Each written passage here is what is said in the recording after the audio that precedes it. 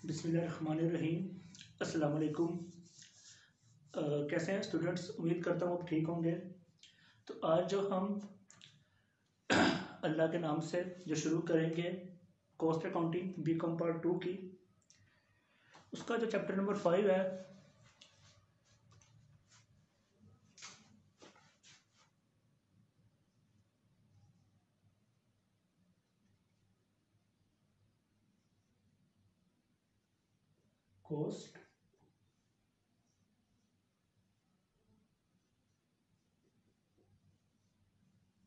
Cost accounting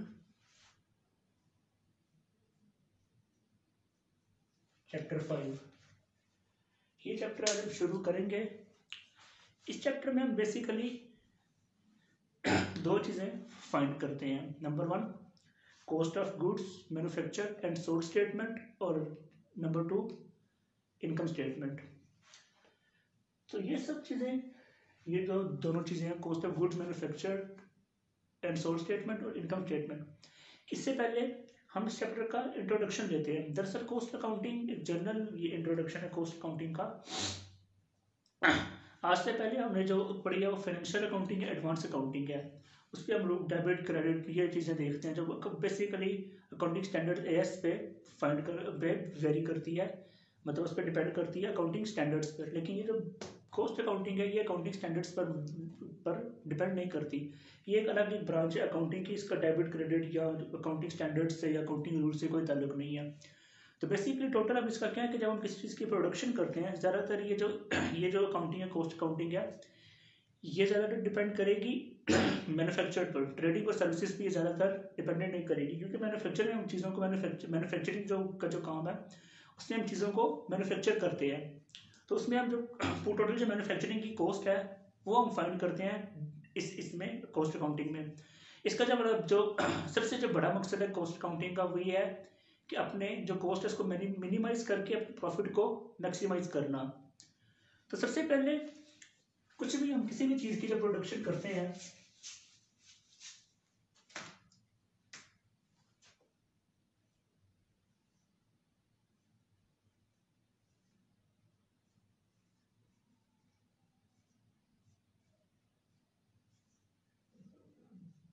किसी भी चीज़ की जब हम प्रोडक्शन करते हैं तो उसमें कुछ प्रोडक्ट्स यूज़ होती हैं। किसी भी किस्म की जो प्रोडक्शन होती है उसमें हम कुछ चीज़ें कुछ मटेरियल यूज़ करते हैं, कुछ लेबर यूज़ करते हैं, तभी जाके किसी भी चीज़ की प्रोडक्शन होती है। तो प्रोडक्शन की जो प्रोडक्ट्स हैं वो 3 किस्म की होती हैं, जो हर फैक्ट्री में किसी भी किस्म की नेचर के किसी भी किस्म की जो मैन्युफैक्चरिंग बिजनेस है किसी भी नेचर का उसमें इस्तेमाल होती हैं।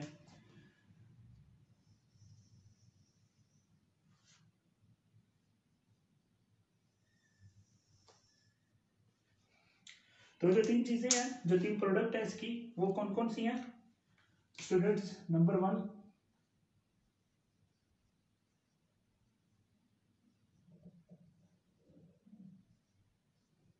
Materials, number 2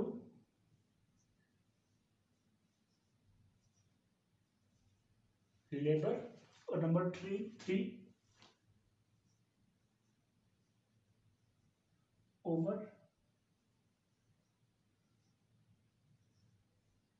overheads. ठीक है स्टूडेंट्स, तो सबसे पहले हम देखते हैं इन तीनों में फर्क क्या है। मटेरियल, जिस भी चीज़ का हम कारोबार करते हैं, मैं इसमें मिसाल लूँगा, हम फर्नीचर का कारोबार करते हैं, लकड़ी से चीज़ें बनाते हैं, बेड बनाते हैं, चेयर्स बनाते हैं, या कुछ भी बनाते हैं, ड्रेसिंग टेबल बनाते हैं, या हम शोकेस वगैरह बनाते हैं। तो उसमें हम वुड का इस्तेमाल करते हैं, उसमें हम कीलों का इस्तेमाल करते हैं। तो जो वुड्स हैं, जो कील वगैरह है, वो हमारा इसमें मटेरियल के तौर पर यूज़ होगा। नंबर 2 पॉइंट है लेबर।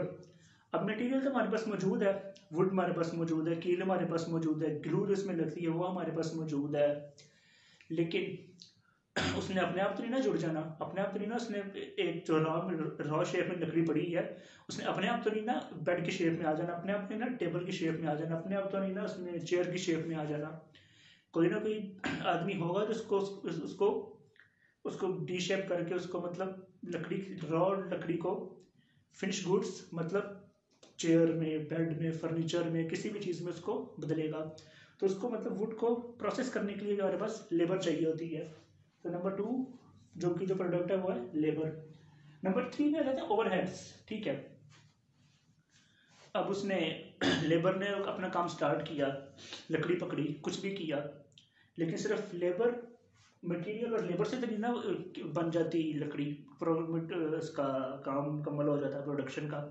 प्रोडक्शन में आपको ओवरहेड्स भी चाहिए होते हैं, इलेक्ट्रिसिटी बिल भी चाहिए होता है आपको, आपको जो आपका स्टाफ है उसकी सैलरी भी चाहिए होती है। तो ये सब जो है हमारे इलेक्ट्रिसिटी बिल। अब मशीन जिसमें एक चीज़ बन रही है, उस मशीन के ऊपर साइड आपको एक लाइट चाहिए हो, उस लाइट्स का जो खर्चा है वो हमारे लिए एक्स्ट्रा खर्चा है, वो हमारे लिए ओवरहेड है। मतलब कुछ भी मटेरियल और लेबर के अलावा कुछ भी ऐसे एक्स्ट्रा खर्चे वो हमारे ओवरहेड्स में आ जाते हैं। अब ये जो तीनों चीज़ें हैं इनकी आगे से फर्दर दो टाइप्स हैं। मटेरियल की आगे से फर्दर 2 टाइप्स हैं।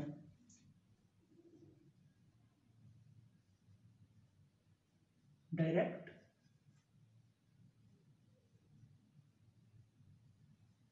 मटेरियल और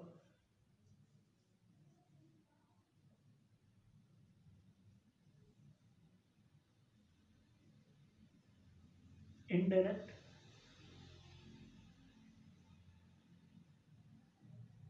मटेरियल। इसी तरह लेबर की भी आगे से 2 टाइप्स हैं।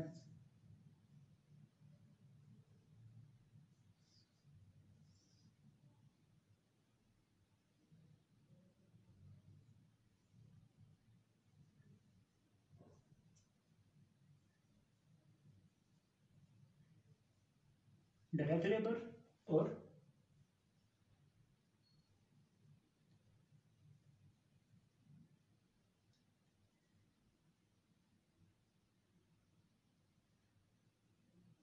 इनडायरेक्ट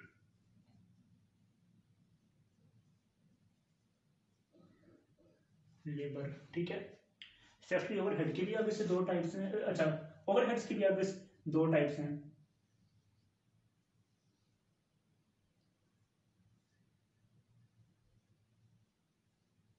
डायरेक्ट ओवरहेड और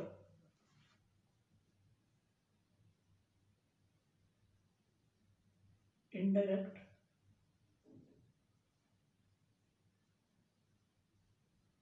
ओवरहेड्स। अच्छा, तो जैसा कि आपने देख लिया कि मटेरियल, लेबर और ओवरहेड्स, इन सब के आगे आगे से फर्दर टू टाइप्स हैं। Number 1 direct labour, direct material, indirect material. Direct labour, indirect labour, direct FOH, indirect FOH overheads. तो चलिए अब इन दोनों में फर्क देखते हैं कि डायरेक्ट मटेरियल और इनडायरेक्ट मटेरियल में क्या फ़र्क है। अच्छा, जैसा कि मैंने आपको स्टार्टिंग में एग्जांपल दी है कि हम इसमें इस्तेमाल करेंगे, एग्जांपल इस्तेमाल करेंगे लकड़ी का काम मतलब फर्नीचर बनने की। अब जो प्राइमरी जो मटेरियल है वो फर्नीचर बनने की वुड की कंपनी में, वुड की फैक्ट्री में क्या इस्तेमाल होती है? लकड़ी। मतलब जो प्राइमरी, इसको हम क्या कह सकते हैं?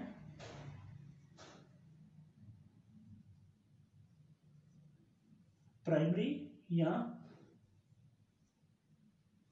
Main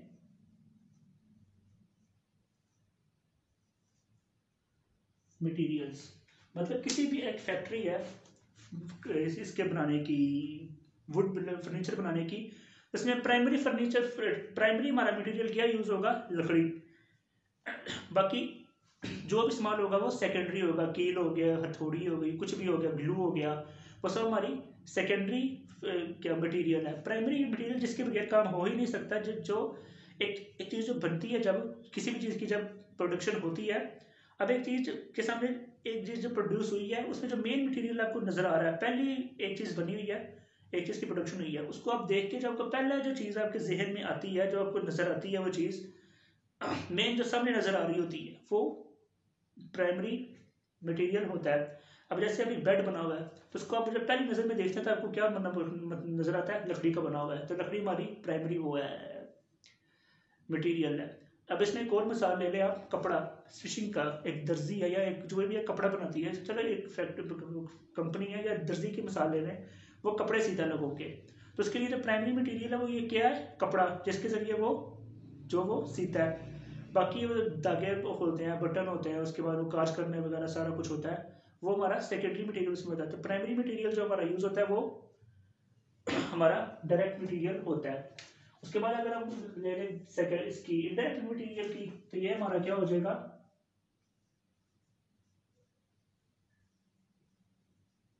secondary materials. ठीक है, मतलब प्राइमरी मटेरियल एक वुड बना, एक लकड़ी की काम करने वाली एक कंपनी में प्राइमरी मटेरियल क्या यूज़ होगा, लकड़ी, क्योंकि उसने अपना हर चीज़ लकड़ी से ही बनानी है। अब उसने बेड बनाना है, अब उसने वो बनाना है, शोकेस बनाना है, कुछ भी चेयर बनानी है, स्टडी टेबल बनाना है, कुछ भी बनाना है, तो उसके लिए उसने वुड का इस्तेमाल करना है। तो वुड उसमें प्राइमरी मटेरियल के तौर पर यूज़ होगा, और वो क्या होगा, डायरेक्ट मटीरियल। और अगर उसको उस वुड को जोड़ने के लिए ग्लू इस्तेमाल होती है, कील इस्तेमाल होते हैं, मुख्तलिफ किस्म के पिन्स इस्तेमाल होती हैं, तो वो हमारे लिए क्या होगा, सेकेंडरी मटेरियल, जो कि हमें नज़र नहीं आता। अब एक बेड बना हुआ है, एक चेयर बनी हुई है, हमें पता है कि उसको लकड़ी को जोड़ने के लिए कील का इस्तेमाल हुआ है, ग्लू का इस्तेमाल हुआ है, लेकिन कील और ग्लू हमें नज़र नहीं आती, तो वो हमारे लिए सेकेंडरी मटेरियल हो जाता है, डायरेक्ट मटेरियल इस्तेमाल हो जाता है। उसके बाद आ जाते हैं हम इन दोनों पे, डायरेक्ट लेबर और इनडायरेक्ट मटेरियल, डायरेक्ट लेबर और इनडायरेक्ट लेबर पे। तो डायरेक्ट लेबर एक बहुत ही सिंपल सी मिसाल है, एक मेन आदमी, एक जो मेन जिसको हम कारीगर कहते हैं। अब हर जो प्रोडक्शन की फैक्ट्री है उसमें दो किस्म की भी लेबर पाई जाती है, एक जो मेन जो काम करता है, जो जिसको हम कारीगर कहते हैं, और एक वो जो उसकी मेन कारीगर की हेल्पर के तौर पर इस्तेमाल होता है। तो जो वो आदमी मेन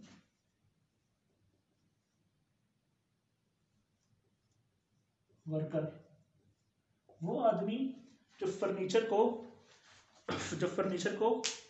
मुख्तलिफ शक्लों में ढालता है, वो आदमी जो फर्नीचर को, जो लकड़ी को मुख्तलिफ शक्लों में ढालता है। अब उसको एक राउंड लकड़ी मिलती है, उसको काट कर, उसको जो भी करके उसको चेयर बना देता है, उसका बेड बना देता है, उसका शोकेस बना देता है, उसका डाइनिंग टेबल बना देता है। तो जो मेन वर्कर जो काम करते हैं, जिसको हम कारीगर कहते हैं, वो हमारा क्या हो जाएगा, डायरेक्ट लेबर। और उसके साथ जो हेल्पर होता है, जिसको हम अपनी फैक्ट्रियों की ज़ुबान में या पाकिस्तानी ज़ुबान में जो भी होता है उसको छोटे कहते हैं, तो ये जो हेल्पर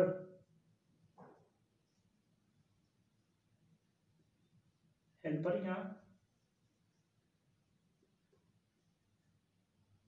छोटे, वो छोटे जो मेन कारीगर की हेल्प करता है, उसको हम इनडायरेक्ट लेबर में लेंगे। उसके बाद आ जाती है मेन चीज, ये है डायरेक्ट क्या नाम है, ओवरहेड। इन दोनों को समझने वाला है। डायरेक्ट एफओएच तो हमें हमारा अभी इतना पढ़ना नहीं पड़ेगा, इससे मेन चीज हमने इनडायरेक्ट एफओएच पढ़ना है। ठीक है, तो इसमें सबसे पहले हमारा कौन सा आ जाता है, फैक्ट्री ओवरहेड।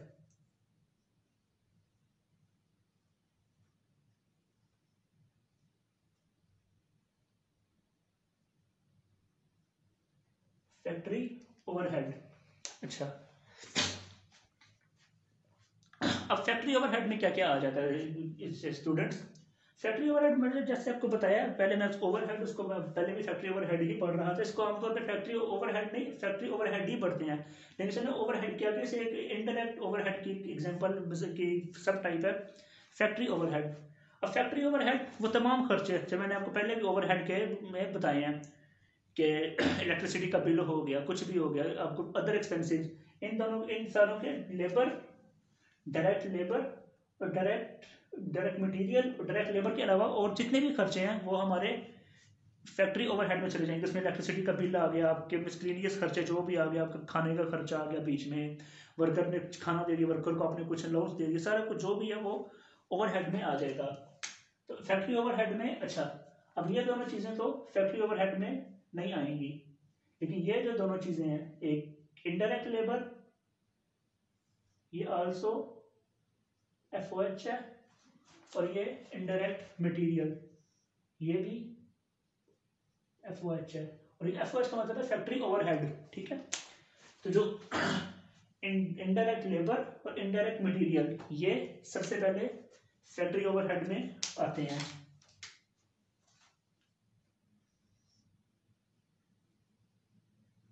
इनडायरेक्ट मटेरियल्स और इनडायरेक्ट